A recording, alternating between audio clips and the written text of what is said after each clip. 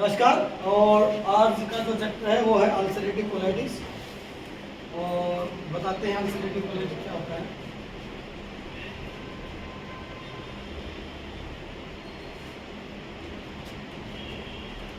Ulcerative colitis, अब ulcerative अब तक जो बीमारियां थी जैसे कि आईबीएस, जैसे कि म्यूकस कोलाइटिस या फिर कोलाइटिस बोल सकते हो, म्यूकस कोलाइटिस,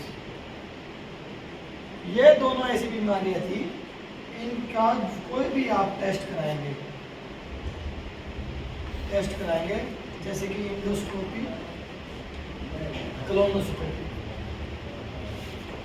कोई भी टेस्ट कराएंगे तो आपकी रिपोर्ट क्या आएगी? नॉर्मल। ठीक है, लेकिन एक ऐसा रोग है, अब म्यूकस कोलाइटिस क्या है? कोलाइटिस का मतलब आंतों में सूजन। आंतों में सूजन आने के कारण आपका जो है मलद्वार से आपका म्यूकस आ रहा है। ठीक है। आईबीएस क्या है? इरिटेबल बाउल सिंड्रोम, आंतों की कमजोरी। आंतों में कमजोरी होने के कारण आपका पेट जो है, आंतों की मूवमेंट जो है चाहे तो ज़्यादा कमजोरी, ये आपकी मूवमेंट जो चाहे तो ज़्यादा हो रही है या फिर बिल्कुल ही नहीं हो रही।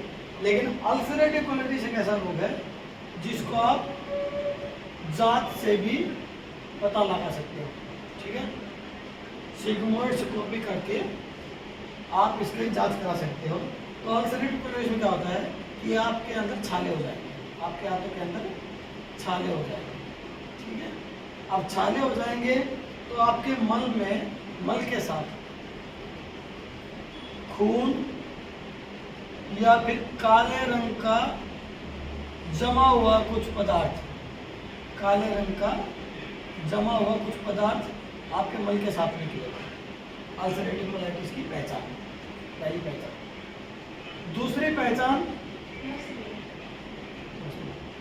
दूसरी पहचान क्या है कि आपका जो पेट साफ करने की प्रक्रिया है वो दिन में 10 से 12 बार होता है। सबसे ज़्यादा बार बार जाने की इच्छा होगी।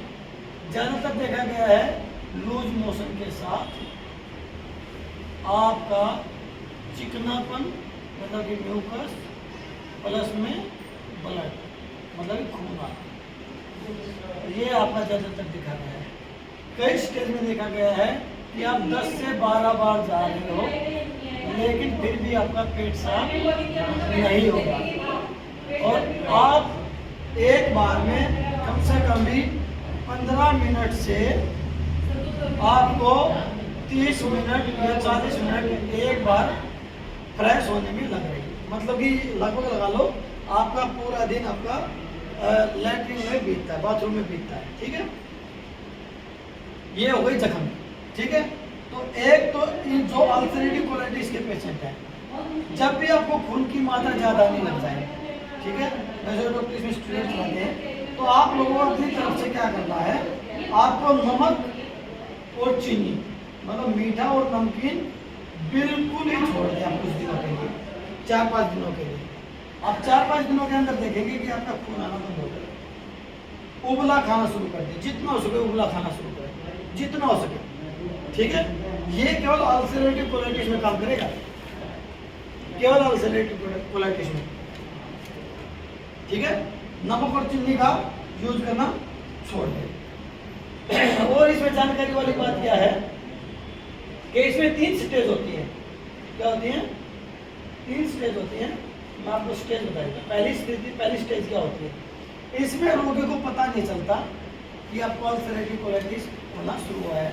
इसमें क्या होगा? पहली स्टेज में जैसे आईबीएस के लक्षण होते हैं ना, बेचैनी, पेट में बेचैनी सी रहेगी, इरिटेशन सी रहेगी कि अच्छा सा कंफर्ट जोन सा नहीं रहेगा। ठीक है, तो पहली स्टेज तो इसकी नॉर्मल होती है, लेकिन दूसरी स्टेज में आपके मल के साथ हल्का हल्का खून आना शुरू हो जाता है।